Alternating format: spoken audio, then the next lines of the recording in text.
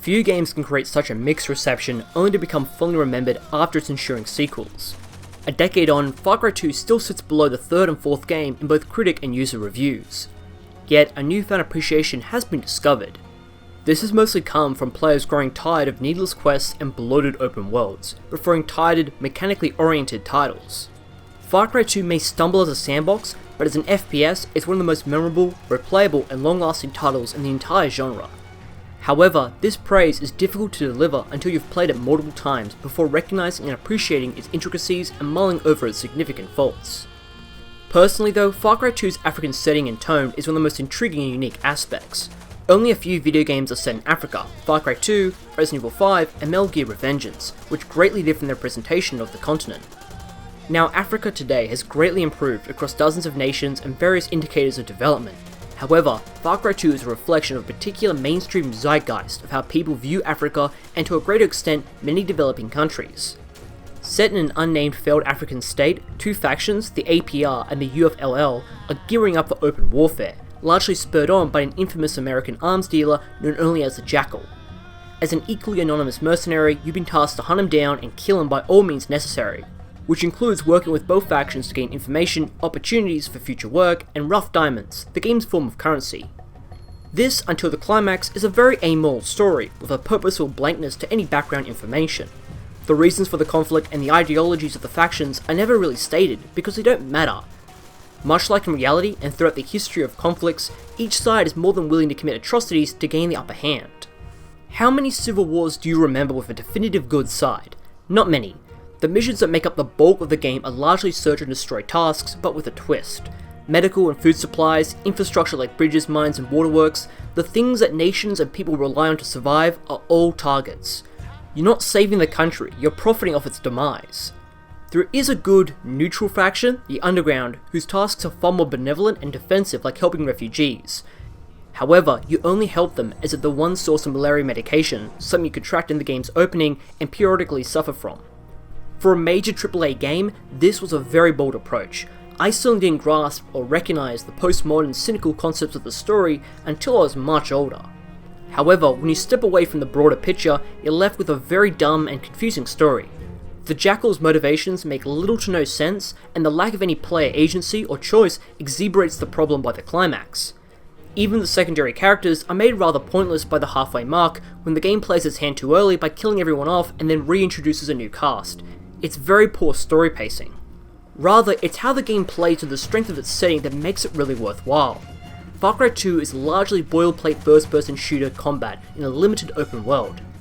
The game opens up very quickly after a brief tutorial where you can roam around totally unhindered.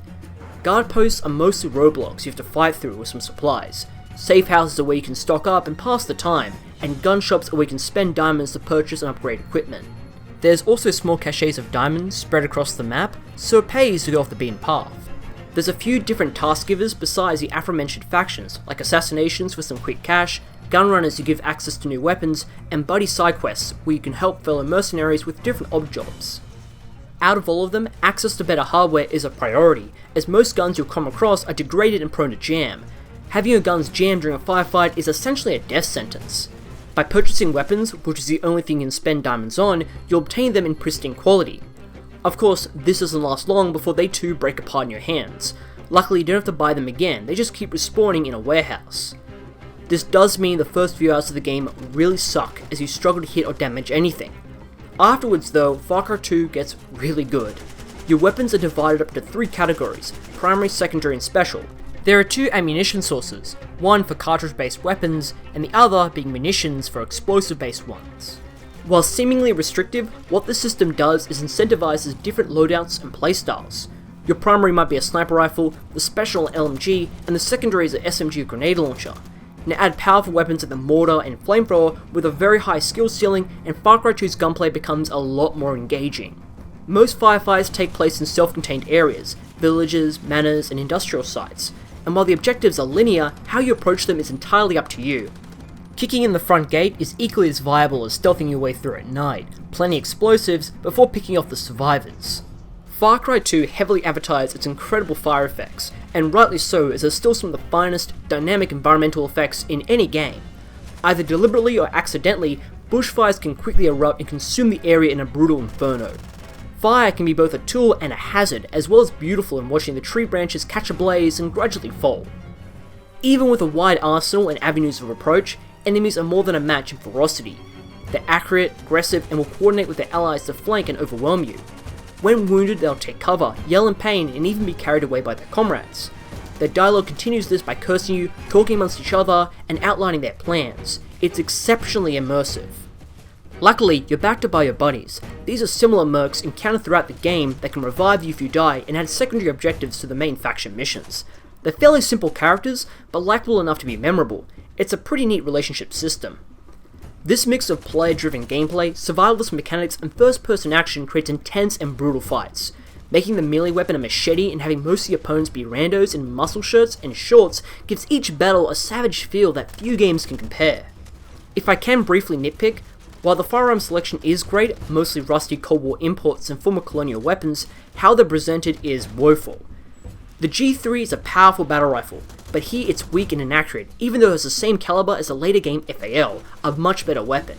This issue persists into the pistols, making them all trash. The reloading animations are odd, and the lack of customization is a real shame. Far Cry 2's major glaring faults is the huge amount of non-tent and distance to travel before reaching those fantastic firefights. All those side objectives I've talked about are totally pointless as a result of playing the PC version. By having a quick save function, save houses are unneeded, and since buddy side missions are meant to upgrade them, there's little incentive to do this busy work. It's unfortunate, you get some of the best fights in the whole game, and more than a third of the map is totally dedicated to them. But this adds an extra half an hour of driving backwards and forwards, which is impressive in how much driving you already do.